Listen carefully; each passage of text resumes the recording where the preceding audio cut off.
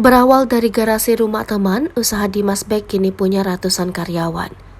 Dimas Bek mewujudkan mimpinya untuk memiliki bisnis yang bahkan sudah berjalan selama 9 tahun. Bisnis tersebut tak pernah diungkap oleh Dimas Bek di media sosial.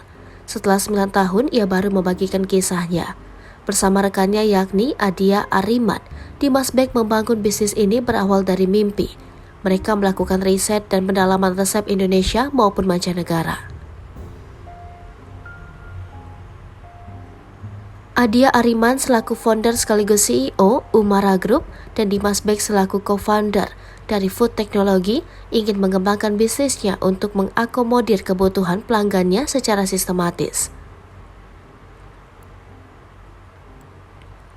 Adia mengaku tak mudah menjalankan bisnis tersebut, namun karena adanya inovasi dari dirinya bersama Dimas Bek, keduanya pun bisa menjalankannya. Sebagai informasi, Umara Group diakuisisi oleh PT Amarta Koru Management, anak usaha dari PT Imora Motor.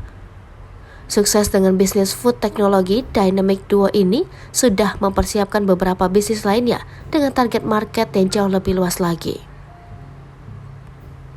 Hai pemirsa Sripopo TV, jangan lupa komen, like, dan subscribe, serta tonton terus berita-berita terupdate lainnya ya.